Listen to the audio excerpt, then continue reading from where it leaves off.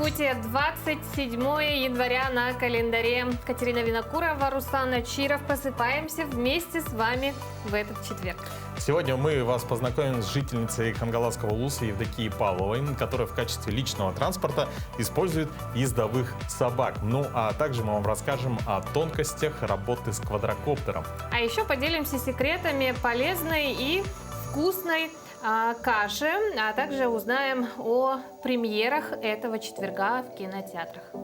Но мы напоминаем, что мы всегда открыты вашим предложениям, пожеланиям. У нас работает номер WhatsApp 8 914 273 44 88, а также наша рабочая страничка в Инстаграме. Ну, если вдруг по какой-то причине вы пропустили наш утренний эфир, то вы всегда можете его найти в Ютубе. Достаточно в строке поиска написать «Утро Якутии». Ну а сегодня отмечается 181 год со дня рождения выдающегося русского художника Архипа Куинджи, который подарил миру немало шикарных, красивых работ. С другими датами и событиями этого дня знакомимся далее.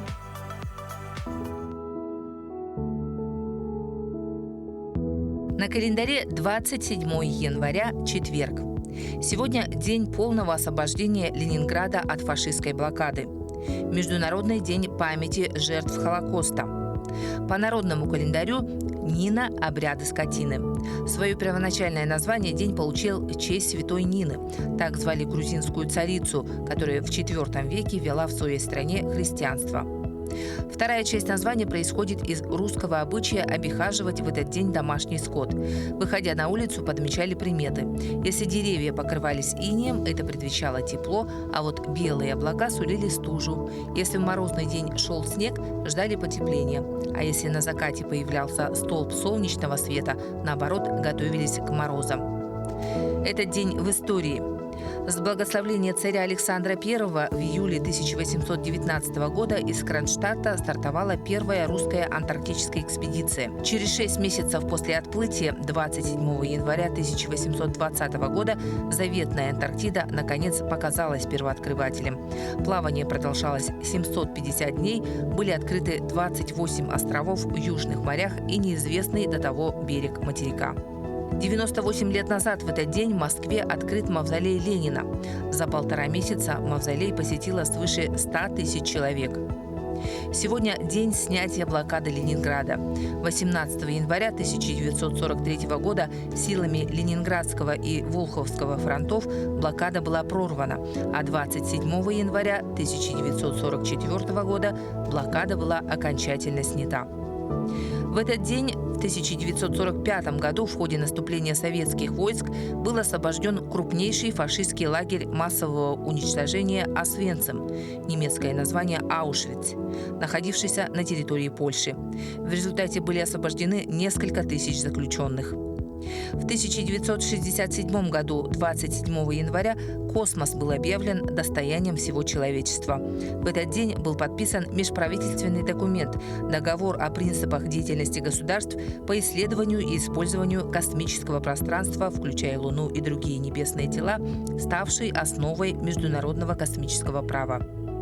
В этот день родились Вольфган Моцарт, австрийский композитор и музыкант; Фридрих Шеллинг, немецкий философ; Михаил Салтыков-Щедрин, русский писатель, прозаик, сатирик; Льюис Керролл, английский математик, философ, писатель-сказочник; Римма Казакова, советская российская поэтесса, автор многих популярных песен; Михаил Барышников, советский американский артист балета, балетмейстер, актер; Марат Сафин, российский теннисист, заслуженный мастер спорта России. Именины сегодня отмечают Агния, Адам, Андрей, Аристарх, Вениамин, Давид, Иван, Илья, Иосиф, Макар, Марк, Моисей, Нина, Павел, Сергей и Степан. 14 января прошел форум, посвященный проблемам развития семейного бизнеса под девизом «Успешная семья, успешная Россия», в котором приняли участие премьер-министр России Михаил Мишустин, президент Торгово-промышленной палаты России Сергей Катырин, генеральный директор корпорации МСП Александр Исаевич, губернатор Рязанской области Николай Любимов и глава Республики Саха-Якутия Айсен Николаев. Участники обсудили действующие меры поддержки бизнеса в регионах, а также посетили выставку лучших семейных предприятий страны, среди которых особый интерес вызвали якутские компании. На форуме Якутию представили более 30 семей из разных районов нашей республики, которые занимаются непосредственно семейным бизнесом, в том числе и ювелирная компания «Гор Утум», бизнес семьи Заболотских Любови и Станислава. Сегодня Любовь вместе со своей сестрой Аиной выходит с нами на связь. Любовь, Аина, доброе утро. Доброе утро! Доброе утро! Расскажите нам немного об этом форуме и что лично для вас, для вашего бизнеса дало участие в нем. Это был ежегодный 4-й семейный форум по предпринимательству. Он стимулирует, дает поддержку для развития и становления семейного бизнеса в России. Наш форум, вот этот, в котором мы участвовали, дал нам, наладил связи с другими такими же предпринимателями, как и мы. Мы пообщались, поделились опытом. Угу. Любовь, скажите, мы знаем, что ваш стенд посетил и сам премьер-министр России Михаил Мишустин. Скажите, удалось ли вам с ним пообщаться? Если да, то какие вопросы вы успели обсудить? Да, Михаил Владимирович подходил к нашему стенду, ему понравились наши украшения, наш стиль. И вот обсуждали проблемы семейного предпринимательства, именно чтобы как поддержать нас, как продвинуть не только вот именно семейный, но и малый и средний бизнес. Задавали ему вопросы и получили очень много важных ответов для нас. Угу. Например? Вот лично супруг мой Станислав задал Михаилу Владимировичу вопрос про отчетность, о том, что малый и средний бизнес дает очень много отчетности, которые временами даже дублируются и повторяются. Вот, это занимает очень много времени.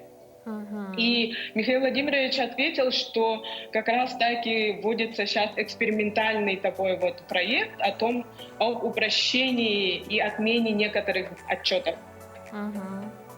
Это вот существенно, мне кажется, облегчит работу и развитие всем предпринимателям малого и среднего бизнеса. Вот. Хотели мы еще отдельно поблагодарить Торгово-промышленную палату Республики Саха-Якутия за возможность участвовать в таком масштабном и очень нужном проекте. Любовь, можете вы рассказать немного нам о своем деле, когда вы начали заниматься ювелирным мастерством и вообще как выходили на рынок? Ну вот об этом расскажет у нас Аина. Да, пожалуйста. Аина. Наша деятельность, она началась с 1996 года. Мы работали как братья Заболотские, и у нас косторезная мастерская была, из бивня мамонты делали. А потом вот с 2006 года мы начали заниматься именно ювелирной индустрией, и вот успешно до сих пор на рынке находимся. Растем, да, растем, развиваемся. Придумываем новые модели для наших клиентов. Усовершенствуем технологию. Мы вот второе поколение, которое занимаемся этим бизнесом. Любовь, получается, вы не только с супругом, да, еще и сестра, это вот целая семья у вас работает? Да, целая семья работает. Дяди, тети, братья, невестки. Очень большой такой вот состав. Каждый занят своим делом. Да, верно. А планируете ли, возможно, выходить за пределы Якутии? Может быть, какие-то уже успехи у вас есть? У нас по России все время выставки проходят, ежемесячно участвуем, стараемся посещать, занимаем призовые места. На международной выставке, как Джанвикс, в прошлом году выиграли и первое место заняли.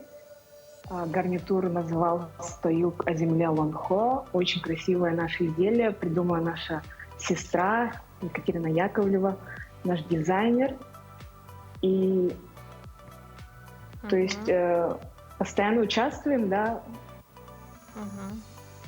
Скажите, вот сейчас, я думаю, все испытывают достаточные сложности, да, в условиях пандемии.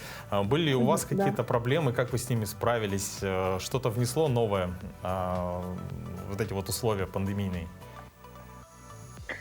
Я помню в 2020 году, когда началась пандемия, прям наоборот резко были продажи, наоборот, у нас, особенно в серебре. А потом уже начался спад. Именно, как у всех, наверное, продажи уменьшились значительно. Но мы не отчаиваемся и придумываем все новое, стараемся. Больше перешли, наверное, в то время, когда вот все закрыто было, мы перешли на онлайн-продажи. Онлайн-продажи делали, да. Скажите, а сегодня вот среди населения что пользуется большим спросом? Это какие-то определенные украшения конкретно вашей фирмы? По традиции нагрудное украшение, бастыня, это все пользуется успехом до сих пор. Люди ценят, и у нас на качество работаем, поэтому люди это видят и замечают, ценят. А ближайшие... И все равно такие вот изделия, да, они являются достоянием семьи, наследием. Это наши традиции, это наши корни. И следующее поколение тоже должно знать об этом, тоже должно следовать своим корням и представлять достойно наши нации. Спасибо большое, Любовь, Аина. Желаю вам успехов в вашем деле, продолжать, пусть он продолжается из поколения в поколение, как вы уже сказали. Но в понедельник мы знаем, что будет отмечаться День ювелира, и, собственно, с чем вас и поздравляем с наступающим успехом. Спасибо большое. Спасибо вам и желаем дальнейших успехов. Но, друзья, а мы, в свою очередь, прервемся на небольшую паузу и после этого вновь встретимся в нашей студии. Оставайтесь с нами, и, конечно, всем желаем бодрого утра. Впереди нас ждет еще много интересного.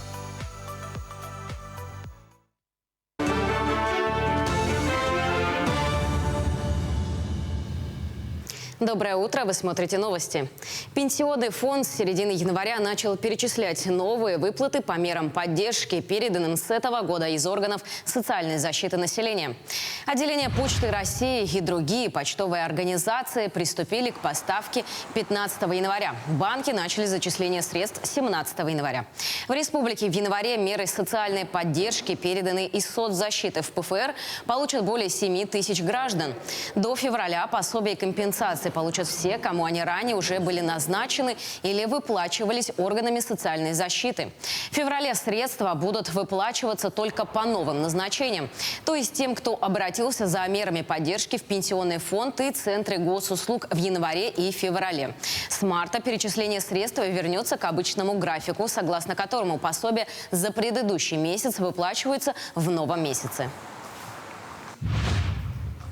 На передовой в борьбе с COVID-19 весь коллектив медицинского института. Накануне в учебном заведении приостановлена учеба. Студенты и преподаватели всеми силами помогают в больницах. Студенты, начиная с первого курса, посменно работают в колл-центрах, стационарных и терапевтических отделениях. Некоторые помогают в красной зоне, ковидных отделениях и круглосуточно дежурят. Все они вакцинированы или имеют медотвод. Вступить в борьбу с коронавирусом – долг каждого медработника. Так говорят студенты и преподаватели преподаватели мединститута. Так, на сегодняшний день более 850 студентов высшего учебного заведения привлечены к борьбе с коронавирусом. Также из профессорско-преподавательского состава работают 50 человек.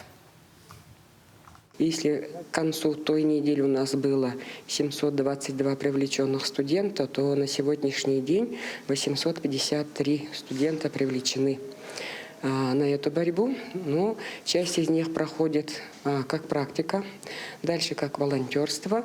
И большое количество наших обучающихся, это не только студенты, но и ординаторы, уже имеющие дипломы, уже привлечены как работники, полноценные работники с трудоустройством. Число преподавателей, привлеченных на эту борьбу, часть работает уже в лабораториях, особенно в нашей клинике, в микробиологических лабораториях. Также пошли у нас по графику, как высококвалифицированные специалисты в отведенный колл-центр. 85-летний юбилей отмечает Владимир Зуев, ветеран Алроса. Он работает в алмазодобывающей отрасли более 60 лет. 40 научных работ, преданность делу. Вот за что ценит компания Владимира Мироновича. Владимир Зуев прошел путь от рядового геолога до вице-президента Алроса. Видел, как начиналась добыча алмазов в Мирном, как открывались месторождения, как Трест Якуталмаз стал акционерным обществом. Владимир Миронович внес вклад в создание геологической службы компании. Наше поколение было самоотвержено. Эта самоотверженность, с моей точки зрения, отличительная черта вот тех людей, с которыми я все время работал. В Москве состоялось открытие дома-музея братьев Третьяковых. Дом-музей, посвященный братьям-коллекционерам Павлу и Сергею. Достопримечательность находится в исторической части Замоскворечья на площади в 400 квадратных метров. На первом этаже используются мультимедийные технологии, а на втором воссозданы кабинеты братьев Третьяковых. Также в главном пространстве дома на втором этаже в экспозиционном зале представлены произведения из собрания Павла Михайловича, с другой стороны Сергея Михайловича, которые предоставлены Пушкинским музеем для длительного экспонирования.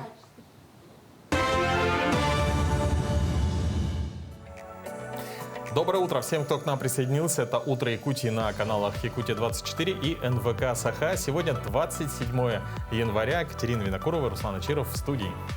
А мы продолжаем знакомить вас с детьми, которым очень нужна семья. Сегодня в нашей рубрике «Пусть мама придет» мы познакомим вас с очаровательным мальчиком по имени Даниил. Знакомьтесь, Даниил. Этот замечательный мальчик находится в одном из государственных учреждений для детей, оставшихся без попечения родителей.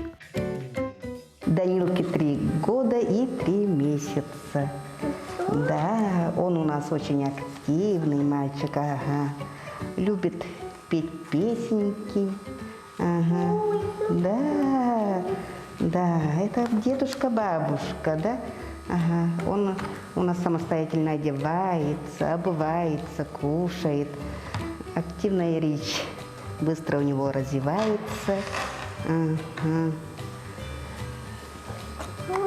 Да, это кто у нас? Кто это у нас? Корова, вот правильно, корова. Он очень любит активные игры, подвижные игры, да. Ага. Везде принимает участие. Любит машинки катать, ага. С детьми ладит очень хорошо, да. Это кто у нас? Барашек. Правильно, барашек. Молодец. Ага. Несмотря на определенные проблемы со здоровьем, Даниил шустрый и смышленый мальчик. Он любит занятия в сенсорной комнате, трогая и изучая все предметы и развивающие игрушки. Все, за что не берется Даниил, доделывает до конца и при этом всегда складывает игрушки на место. Даниил, как и все дети, любит подвижные игры, неплохо справляясь со спортивными снарядами. проявляя при этом интерес и азарт.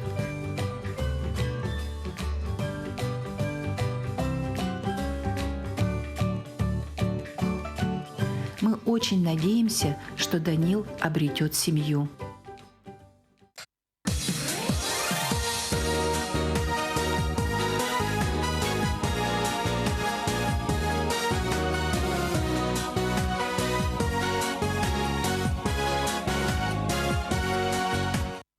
Мы желаем Данилу обязательно вырасти здоровым, полноценным ребенком, и пусть его самые главные мечты обязательно исполнятся.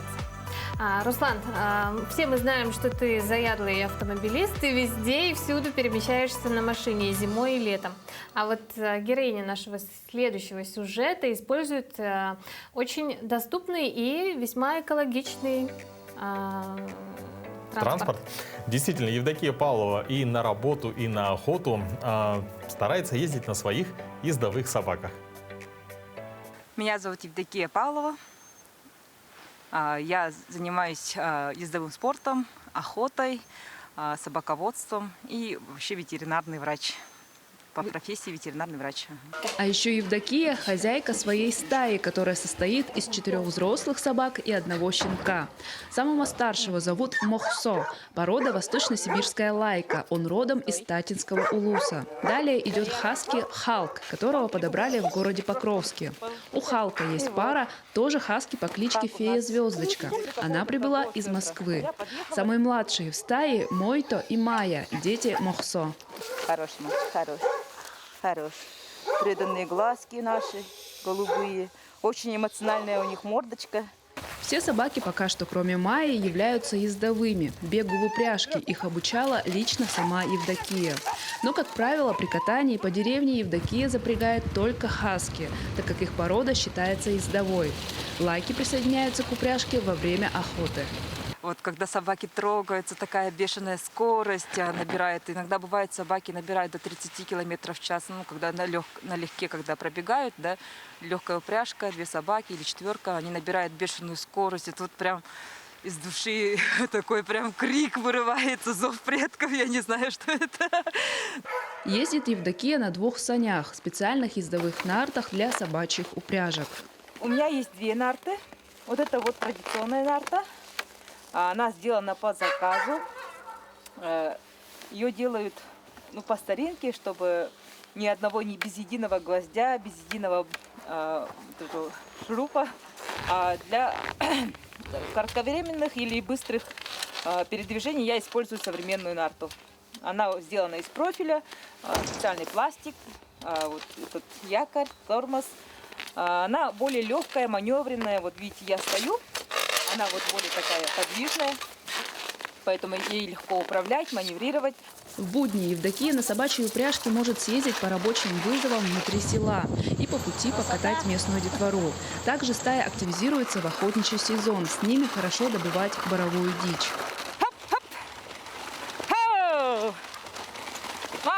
Молодцы, ребята! Самая дальняя и экстремальная поездка у Евдокии и ее стаи была до соседнего села Улахана. Конечно, меня сопровождала машина, потому что в одного просто на упряжке нельзя ехать, это мало ли что случится. Меня сопровождали, мы проехали 33 километра. За 2,5 часа справились собаки. Там была 4 собак на традиционной нарте. Видя, как Евдокия бодро передвигается по селу в собачьей упряжке, односельчане начали интересоваться ездовым спортом. У них свои собаки есть, и они хотят научиться. И вот на меня выходили дети, и их тоже вот обучаю, получается, ездовому спорту, как каюр должен быть, как общение с собаками и так далее. И напоследок героиня сюжета поделилась формулой воспитания ездовых собак. Терпение. Терпения очень много надо, выдержка. Вот мы собаку учим выдержке, да, но в себе тоже надо держать очень хорошую выдержку, потому что не с первого раза все получается. У собаки разные. У кого-то это очень быстро получается, у кого-то очень долго, до кого-то очень долго доходит это. Поэтому нужна выдержка в этом плане. И строгость. Любовь и строгость это сочетать, потому что все равно, если вы не вожак стаи, то вас не будет уважать собаки. Специально для «Утра Якутии» Виолетта Застимова, Федор Тарасов, Хангаласский улус. по-моему, по-настоящему самый настоящий экологичный транспорт. Да, действительно. Вот ты бы смог постоянно ездить? Променял бы машину на собачью упряжку? Слушай, ну если бы были такие просторы, да, то, в принципе, я был бы не против. Но на самом деле я в одном из выпусков передачи «Испытанно на себе» пробовал двигаться на собаках. Там очень интересный момент. На старте, в самом начале, когда их запрягают, они так резко, ну, прям срываются с места. Но это длится где-то около 10 минут. Потом они уже приходят в нормальное состояние. То есть важно не упасть, да, при этом? Да, еще? один раз было так, что они чуть без меня не уехали. В принципе, в автомобиле все более под контролем. И выбираешь ты все-таки автомобиль. Да, ну и прогресс не стоит на месте. В Сочи начал работу первый в России таксопарк, состоящий из 30 электромобилей. Жители и гости города-курорта могут проехать на машинах марки Tesla и Jack. По мнению водителей, электрокар экономичнее машины с топливным двигателем. Таксист отметил, что такой автомобиль быстро разгоняется, а также прост в управлении. В каждом электромобиле установлена система кругового обзора, выводящая на экран препятствия, что обеспечивает безопасность на дороге. Одной полной зарядки хватает на 300 километров, затем машину необходимо заправить электроэнергией. Уровень можно отслеживать как на мониторе автомобиля, так и в специальном приложении на смартфоне. Там же можно найти адрес ближайшей зарядной станции. Подпитыватель электромобиля необходимо 2 раза в день по 1,5 часа. Экологичные такси выполняют маршруты в Сочи, Адлере, Красной Поляне и на федеральной территории Сириус. Стоимость не отличается от поездки на топливном автомобиле. В планах у директора таксопарка соединить Москву и Сочи с сетью зарядных станций для междугородних перевозок на электрокарах. Сочи был выбран в первую очередь, конечно, из-за климата. Климат очень подходящий для электромобилей. И мы посчитали, что здесь это будет как нигде актуально, что мы как-то хотим сохранить экологию. В первую очередь это развитие в нашей стране экологически чистого транспорта. Вот. Мы стараемся внести свой вклад. Так как являемся крупнейшим парком в России, будем очень рады, если к нам начнут присоединяться другие игроки рынка такси. В свою очередь готовы оказывать им содействие, делиться опытом. Из-за сложной эпидемиологической обстановки многие учреждения культуры, театры, музеи и так далее ушли на удаленный режим работы. Но это вовсе не означает, что республика осталась без культуры. Чем занимаются культурные учреждения на дистанционной работе, чем могут порадовать зрителей. Об этом мы сегодня в нашей студии поговорим с нашим гостем Владиславом Левочкиным, первым заместителем министра культуры и духовного развития Республики Саха-Якутия. Владислав Валерьевич, доброе утро. Доброе утро. Доброе утро. Владислав Валерьевич, учреждениям культуры, не в первый раз, да, мы знаем, уходят на удаленный режим работы. Скажите, вот за это время уже выработался наверняка какой-то определенный алгоритм работы, схемы работы? Конечно, мы сейчас предоставляем услуги через онлайн-форматы работы, но надо сказать, что вообще работа с посетителями – это не единственная вообще задача учреждений культуры. Помимо этого, они выполняют также свою текущую работу по работе с фондами, с основными репертуарами. Допустим, музеи, они комплектованием фондов занимаются, реставрацией музейных предметов. Также они оцифровкой занимаются предметов музейных. То же самое касается библиотек, поскольку сейчас они принимают посетителей только по предварительной записи, ограниченный доступ идет к фондам, но тем не менее они продолжают свою работу с фондами. А что касается театрально-зрелищных учреждений, то они готовят предстоящие постановки, предстоящие премьеры, репетируют, и это постоянный процесс, который, конечно, требует тоже очень больших усилий. Конечно, мы уже приноровились работать в новых условиях, и в прошлом году наши учреждения начали принимать посетителей с учетом того, что они предоставляют свои QR-коды. Но сейчас вот ситуация, которая усилилась именно по заболеваемости, она вынудила нас резко уйти сейчас от приема посетителей. мы понимаем, что 1 февраля, до которого мы делали ограничения, у нас, к сожалению, ситуация резко не улучшилась, и нам сейчас приходится искать тоже новые форматы работы, возвращаться в форме онлайн проведения мероприятий. И наши театрально-зрелищные учреждения, музеи предоставляют тоже репертуар мероприятий. И... Владислав Валерьевич, у вас, по-моему, пропал звук буквально на... Вы нас слышите? Да, слышу. Отлично, мы вас тоже. Скажите, вот в условиях пандемии закрыты театры, но кинотеатры продолжают работу. Чем это обусловлено? Во-первых, конечно, у театров гораздо больше коллектив, чем у кинотеатров, поскольку это форма живого искусства и задействованы артисты, которые выступают на сцене. В кинотеатре там, собственно, персонал, который обеспечивает показ киноленты. И, кроме того, кинопрокатные организации в основном у нас являются частными. Они получают доход и обеспечивают заработную плату своим работникам только за счет продажи билетов, чего нет, допустим, в театрах и концертных организациях, которые обеспечены бюджетным финансированием на выплату заработной платы. И театры, они не прекратили свою работу, я еще раз вспоминаю, они работают сейчас в удаленном режиме. Конечно, у них есть некоторые тоже замены по артистам, поскольку люди тоже болеют, и члены коллективов тоже болеют. И они готовятся к предстоящим премьерам, готовят их, репетируют различные сцены, музыкальное исполнение и готовят художественное решение тех или иных будущих постановок. Да, но действительно, выручка с продажи билетов для театров и музеев – это один из главных источников дохода. А будут ли оказываться какие-то меры поддержки именно театрам и музеям?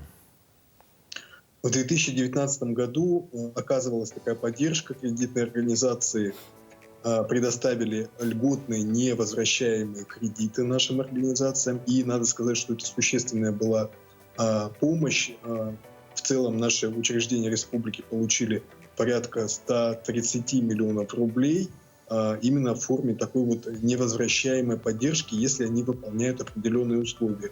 Эта поддержка, она оказывалась согласно постановлению правительства Российской Федерации и действовала на всей территории России. А в 2020 году такой поддержки не было, поскольку мы уже научились работать в условиях пандемии, научились именно нашли те формы, которые позволяли бы в условиях ограничений принимать посетителей. Но сейчас, видите, тоже новые виды этих разновидностей заболеваний, которые поменяли, опять же, существенно ситуацию, в том числе в нашей отрасли. И, пользуясь случаем, хочу сказать о том, что мы не стоим в стороне, наши работники работают и в колл-центрах, и мы предоставляем помощь автотранспортом, техникой, с тем, чтобы, конечно, справиться с общими усилиями, с тем валом заболеваемости, который сейчас наблюдаем. Владислав Валерьевич, как все-таки сегодня населению можно приобщиться к культуре? Что, как, где посмотреть? Да, у нас есть уже сложившийся репертуар тех мероприятий, которые мы предлагаем в онлайн-форме. И я хочу сказать, что в этом отношении очень активно у нас работают некоторые театры, в частности, Саха-академический театр. Он представляет сейчас через свой канал YouTube и Instagram 10 онлайн-спектаклей, которые можно посещать, с которыми можно знакомиться в онлайн-формате. И, конечно, у нас, надо сказать, что февраль традиционно тоже насыщенный месяц на события. У нас месяц традиционно мы посвящаем родному языку и письменности.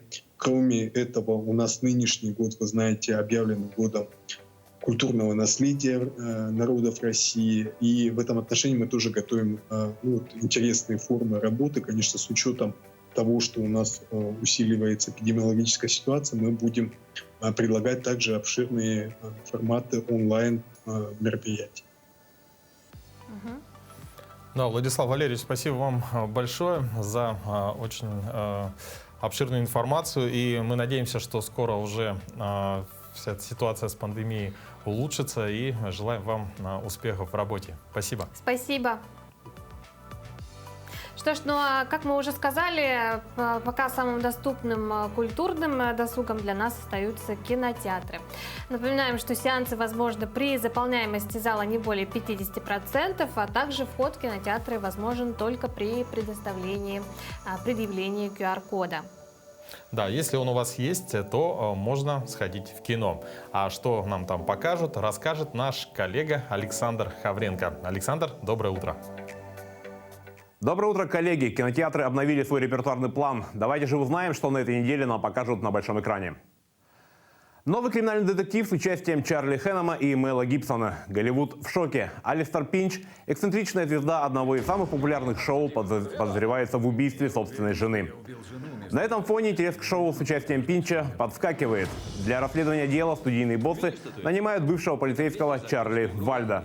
Несколько лет назад Вальда ушел со службы и поселился в лесу. Теперь же ему придется отказаться от роли отшельника и вернуться в дело. Это было чудесно.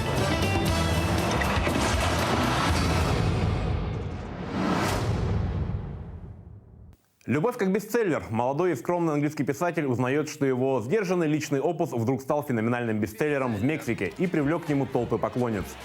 Все благодаря своенравной переводчице, которая без его ведома превратила книгу в горячий эротический роман.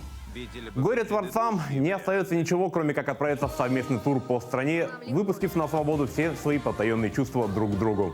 Теперь твоя очередь перевести кое-что для меня. «Любовь как бестселлер» в кино с 27 января. «Чемпион из Освенцима». Фильм, основанный на реальной истории польского боксера Тадеуша Петшиковского. В 1940 году в недавно созданный лагерь Освенцим прибывает первый поезд смерти. Среди заключенных Тадеуш Петшиковский, по прозвищу Тедди, бывший чемпион Варшавы по боксу.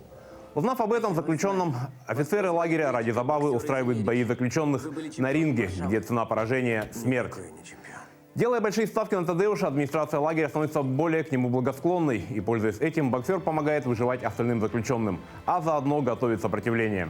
Когда офицеры Освенцима замечают растущее сопротивление, противостояние с властями лагеря становится неизбежным. Не знаю, кем я буду, но я всегда знал, кем хочу быть.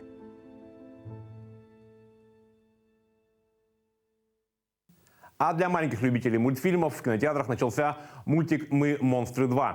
Баба-Яга и Горбун решили сыграть свадьбу. Семья Вишбон точно не пропустит такой праздник, так как теперь они родственники.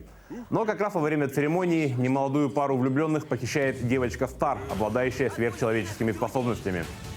Что ж, Вишбонам придется вновь прибегнуть к помощи магии и снова превратиться в монстров. Мама – вампир, папа – монстр Франкенштейна и их дети. Непоседливый оборотень и обаятельная мумия отправляются в новое приключение. Ведь свадьба должна состояться, несмотря ни на что. Вы все чокнутые. «Мы монстры 2». «Я Златан». История о мальчике из самого криминального района города Мальме, который, вопреки окружению, выбрал не бандитскую банду, а футбольную команду. С самых низов он поднялся на высшую ступень мирового футбола. Благодаря упорству, удаче и прирожденному таланту ему удалось завладеть сердцами миллионов. Его имя скандирует толпа, а при виде его ликуют стадионы. И имя это Златан Ибрагимович. Биографический фильм о звезде мирового футбола уже в кино. Чего ты хочешь? Быть лучше всех. Вот и отлично. «Я Златан». На этом у меня все. Нескучных вам выходных. Доброе утро и приятного аппетита всем, кто завтракает в эту минуту. Знаем, что наши телезрители многие придерживаются правильного питания и, например, на завтрак предпочитают приготовить кашу. Казалось бы, даже ребенок может с ней справиться, приготовить ее, но мы знаем несколько секретов, как сделать ее полезной, сытной и вкусной. Поделимся этими секретами прямо сейчас. Сварить кашу из крупы на воде. Казалось бы, что может быть проще? Но есть несколько нюансов, соблюдая которые можно получить необыкновенно вкусный и аппетитный завтрак. Перед варкой крупу всегда надо перебирать и хорошо промывать. Но это не касается манной, кукурузной, ячневой крупы. Если готовите кашу на воде, используйте фильтрованную или кипяченую.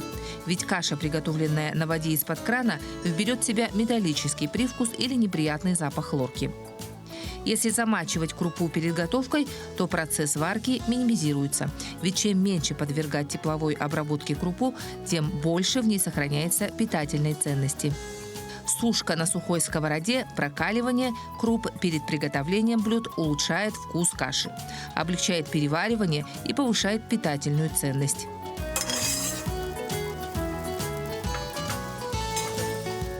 Варить лучше кашу в посуде с толстым дном. И после выключения плиты оставить кашу под закрытой крышкой. Так она продолжит довариваться.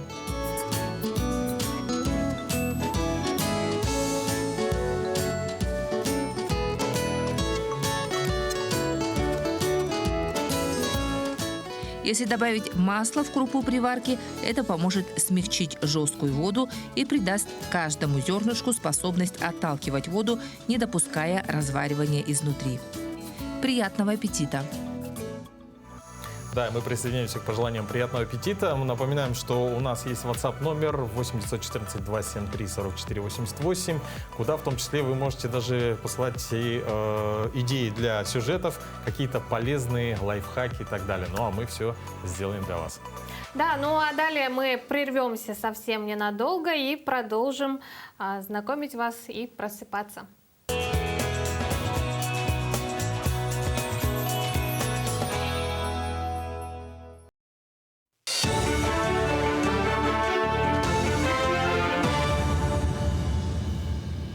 Доброе утро, вы смотрите новости. Глава Якутии поддержал проекты Национальной библиотеки по внедрению новых форматов работы. Национальная библиотека Якутии в 2025 году отметит свое столетие. К этой знаменательной дате библиотечное сообщество республики должно подойти к новым и интересным проектам, обновленной материально-технической базой и возможностью предоставлять читателям широкие возможности для их творческого и интеллектуального развития. В этом году планируется разработка и утверждение стратегии развития библиотечного дела в Якутии на период до 2030 года. Появление важного документа станет мощным толчком к развитию библиотек в республике, придаст импульс для новых проектов. Министерство труда и социального развития региона еще раз напоминает, что на дистанционный режим работы во время распространения COVID-19 по указу главы региона могут перейти лица 60 лет, лица с хроническими заболеваниями, а также беременные женщины. Кроме того, руководители организаций могут перевести на удаленный режим работы 50% коллектива. При этом для органов государственной власти и местного самоуправления эта мера носит обязательный характер. Удаленный режим работы касается и одного из родителей, чьи дети учатся на дистанционке. Распространением новой коронавирусной инфекции COVID-19 главой Республики Саха-Якутия Айсеном Сергеевичем Николаевым был утвержден указ о том, что лица старше 60 лет, лица с хроническими заболеваниями, беременные женщины могут перевестись на дистанционный режим работы. Также решением оперативного штаба по республике от 17 января этого года руководителям рекомендовано переводить сотрудников на удаленный режим работы. Не привитых от коронавирусной инфекции при наличии медицинского отвода от вакцинации одного из родителей детей младших классов, не переведенных на дистанционный режим обучения. Необходимо также отметить, что согласно Трудовому кодексу Российской Федерации выполнение работником трудовой функции дистанционно не может являться основанием для снижения ему заработной платы. В целях нераспространения коронавирусной инфекции клиентские службы отделения Пенсионного фонда России по республике в районах и в городе Якутске с 25 января 2022 года принимают граждан по предварительной записи. Без предварительной записи прием осуществляется на оформление социального пособия, на погребение. По всем остальным вопросам записаться на прием или получить консультацию специалистов Пенсионного фонда можно по телефону единой многоканальной телефонной сети отделения ПФР по республике, а также на сайте Пенсионного фонда России. В Госдуме в первом чтении поддержан законопроект об организации местного самоуправления в Российской Федерации. Документ предполагает ввести одноуровневую систему организации самоуправления на местах, установить полномочия муниципалитетов, а также усилить ответственность глав муниципальных образований. В основе нового устройства местного самоуправления будет заложен не территориальный принцип, как сейчас, а принцип привязки к населению, считают авторы законопроекта. При этом общая структура органов местного самоуправления останется неизменной. Законопроект в эти дни был широко обсужден и в Якутии. В целом он был поддержан местным парламентарием. Вместе с тем принимать его должны с учетом особенностей регионов, плотности населения, природно-климатических условий, что в совокупности должно принести положительные результаты, отметила депутат Госдумы от Якутии Галина Данчикова. На этом все. Отличного дня.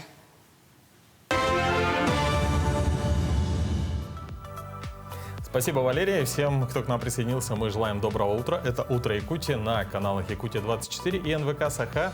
И это утро встречаем вместе с вами мы, Катерина Винокурова и Руслан Ачиров. Да, надеемся, что все уже проснулись, потянулись, сделали зарядку. Если нет, то рекомендуем сделать ее вместе с нами. У нас неделя дыхательной гимнастики.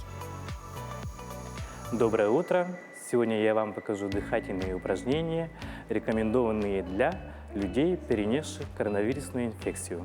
Итак, первое упражнение по Стрельниковой. Исходное положение вот в таком положении. И упражнение называется ладошки. Сжимаем 8 раз. Во время сжимания делаем вдох носом, выдох свободный. Итак, поехали. И вдох.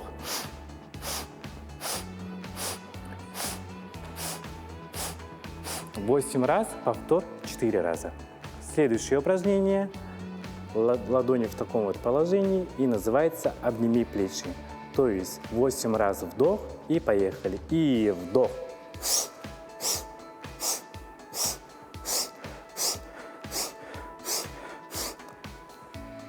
Восемь раз, повтор 4 раза. Хорошо. Следующее упражнение – погончики. Исходное положение в таком положении. И руки идут вниз, ладошки раскрываются. Поехали. И вдох.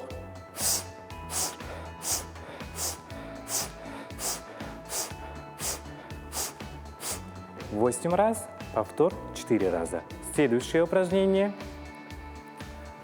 Вниз опускаем плечи. Насос называется. И раз.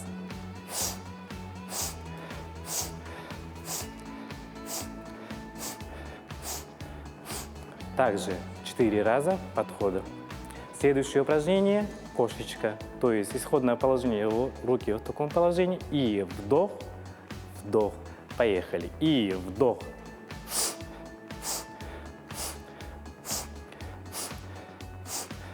Восемь раз, повтор 4 раза. Эти упражнения повышают уровень кислорода в организме, также повышает иммунитет, кровообращение и обмен веществ. Рекомендовано ежедневное занятие этими упражнениями в течение 3 месяцев. Для профилактики достаточно 2 недель до месяца. Будьте здоровы, до свидания. Катя, отгадай загадку. Это жужжит, но не муха, снимает, но не видеооператор.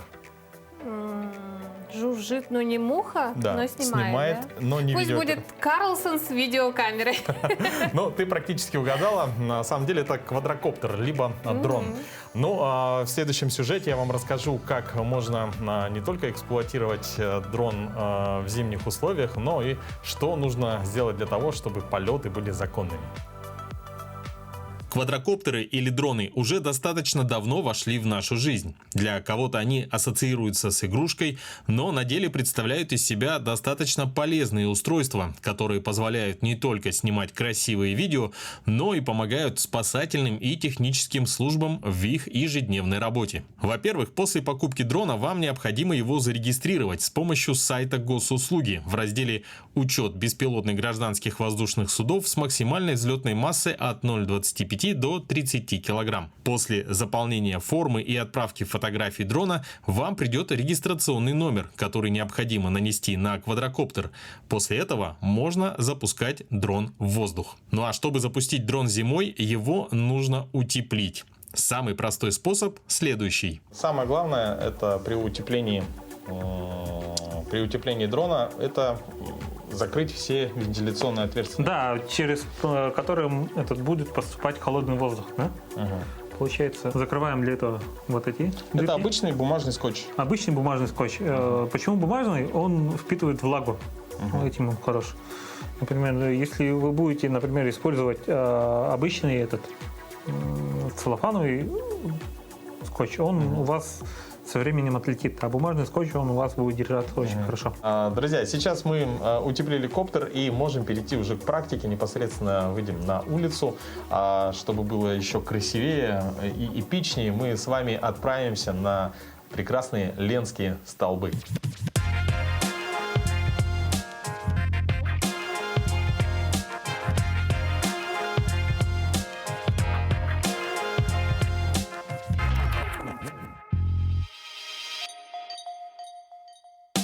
Друзья, ну что, мы добрались до финальной точки нашего маршрута. С этой стороны находится поселок Батамай. И прямо напротив него наши красивые, прекрасные Ленские столбы. На улице около 40 градусов. Ну, 40 есть, думаю, да? Ну, может быть, 35. Я сказал про минус 35, кажется, 40 точно есть. Да, ну, температура внутри батареи, внутри коптера 21 градус. Вот. 5 спутников пошел. Плюс в процессе полета она не остывает, она нагревается. Да, она за счет батареи, за счет того, что батарея сами нагревается, он нагревает сам корпус изнутри. Вот, все. Что? Нет, не подключал. Взлетаю? Взлетаю.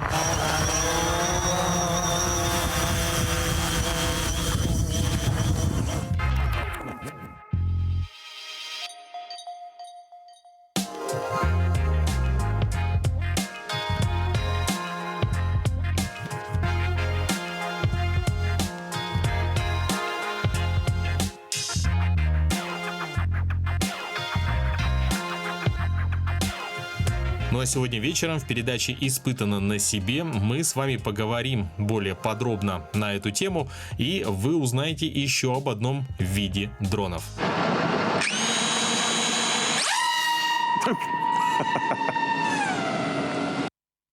А мы продолжаем тему летательных аппаратов, которые приносят пользу. Да, действительно, телескоп НАСА Джеймс Уэбб вечером в понедельник совершил финальную коррекцию курса и вышел на заданную орбиту вокруг второй точки Лагранжа, расположенной в 1,5 миллиона километров от Земли. Космический инфракрасный телескоп НАСА Джеймс Уэбб завершил перелет до второй точки Лагранжа, расположенной в 1,5 миллиона километров от Земли, и вышел на рабочую орбиту вокруг нее. Путешествие заняло 29 дней. За это время обсерватория успела развернуть все основные элементы, включая теплозащитный экран и оптическую систему, а также совершила несколько маневров для коррекции траектории. Теперь телескоп начнет 5-месячную подготовку к научным наблюдениям и остынет до рабочих температур. Как ожидается, первые снимки Джеймс Уэбб пришлет на Землю только летом этого года. Мы ожидаем, что с этого удивительного нового телескопа будут получены действительно впечатляющие и красивые изображения. Но кроме того, они, конечно, будут потрясающими с научной точки зрения. Первый год научных наблюдений Джеймса Уэбба уже распланирован, и мы будем изучать Вселенную, начиная от объектов в нашей собственной Солнечной системе и заканчивая поиском самых первых галактик, которые родились после Большого взрыва, и все во времени и пространстве между ними. Это будет потрясающе. Проект телескопа реализовывался более 2 десятилетий с участием США, Канады и ЕС, с многочисленными техническими сложностями и многократным превышением бюджета. По оценкам специалистов, конечная стоимость миссии Джеймс Уэбб, который, по заверениям создателей, видит в 100 раз дальше, чем его предшественник, космический телескоп Хаббл, достигла $10 миллиардов. Ожидается, что топлива для поддержания орбиты обсерватории хватит как минимум на 10 лет. На этом наша программа подходит к концу. Очень надеемся, что вам с нами было интересно и полезно. Пусть сегодня обязательно все задуманное сбудется. Да, и мы желаем вам отличного начала дня, хорошего продолжения. Ну и, конечно же, вновь увидимся на каналах Якутия 24, НВК Саха уже завтра. Просыпайтесь вместе с нами.